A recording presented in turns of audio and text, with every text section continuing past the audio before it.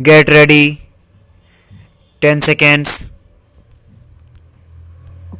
5 seconds.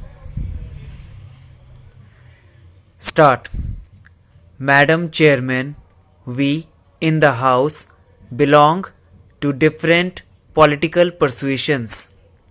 We have difference of opinion in the approaches in the defense matters by the government on particular defense programs.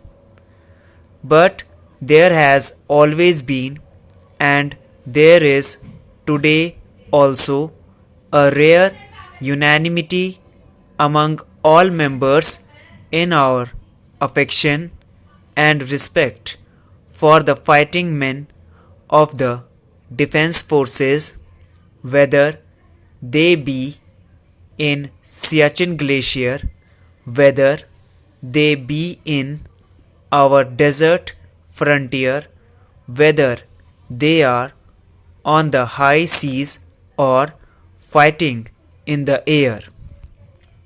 My senior colleague, the Defense Minister Shri Sharad Pawar, during the last 2 months after taking charge, visited the remotest fronts of our country where our Jawans are in a state of readiness, including Siachen, and participated in naval exercises.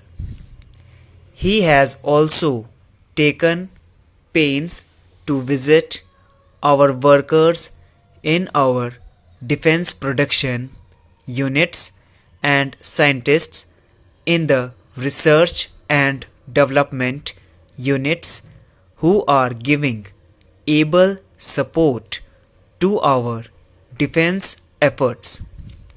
Madam, we are aware of the de-escalation of tensions in the world, the receding of the possibility of a nuclear war, largely due to the epoch-making initiative taken by leaders like Gorbachev. But then, as far as India is concerned, we have to live with the geopolitical regional situation and our threat perceptions in our immediate environment, which are of an extremely serious nature.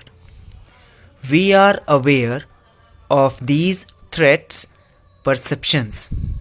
We are aware of Pakistan's nuclear capability and program, and we are aware of the rate at which Pakistan is arming itself, the way they are acquiring more sophisticated arms from the United States, China, and even the reported acquisition of Iraqi tanks from Saudi Arabia.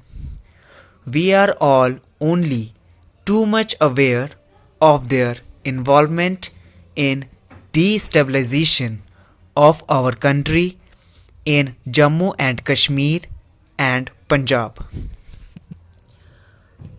We are also aware of the military developments in China.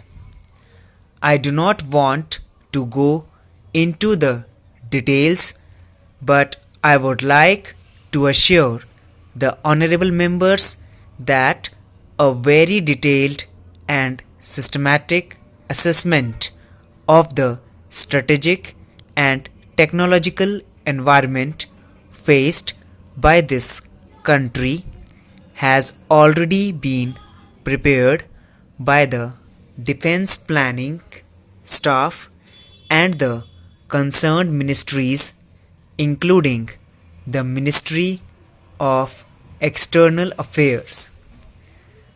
It is in a process of detailed discussion in the Ministry of Defense.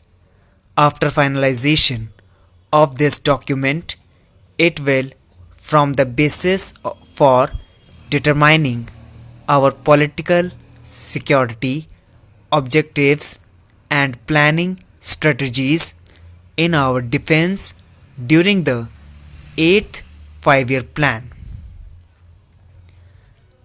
I, as the Minister of State in the Ministry of Defense, had recently an opportunity to visit the Soviet Union and chair a meeting on Indo-Soviet Defense Corporation. That was 2 or 3 days before the happenings there, the coup.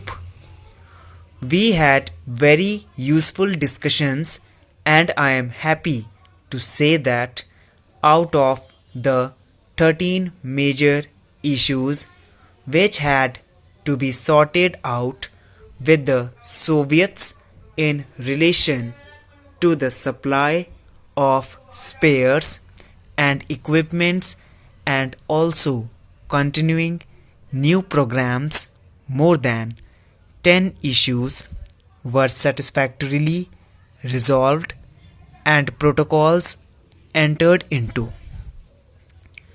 The discussions were very cordial and productive.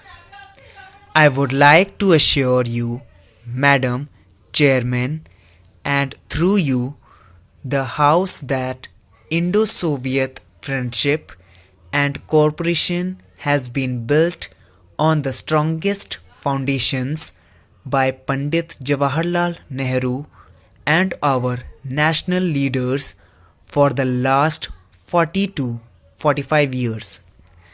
This cooperation will be pursued. I would not like to say dependence on the Soviet Union as far as our armaments, equipment or technology is concerned, but I would like to say that this cooperation is based on mutual respect. This is not a friendship between two peoples, two governments. This is a friendship between two nations who represent 1 billion people, or 1/5 of the entire humanity.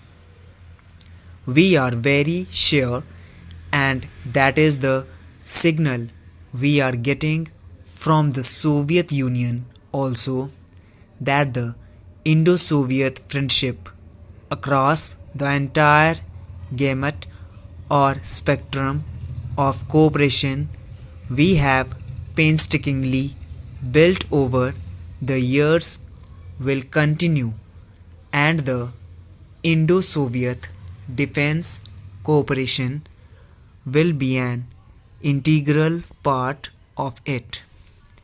India shall do everything in its part, and the Defense Ministry shall take such approaches as to strengthen this cooperation, and we hope that we will get complete reciprocity from the Soviet Union.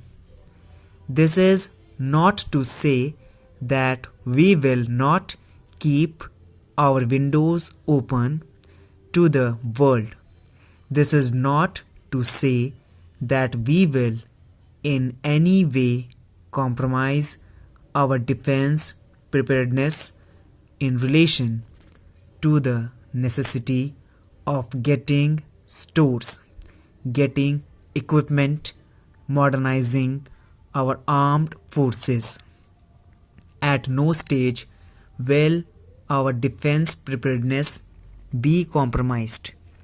Madam Chairperson, we are all aware of the constraints of the defense budget. It is a part of the constraints of the overall budget of the nation. This year, the defense budget has been enhanced by 3% over the budget estimates of 1990-91. This is less than the amount suggested by the Committee on Defense Expenditure, which was formed to curtail defense expenditure. This is much less than the demands projected by the services and the agencies under this ministry.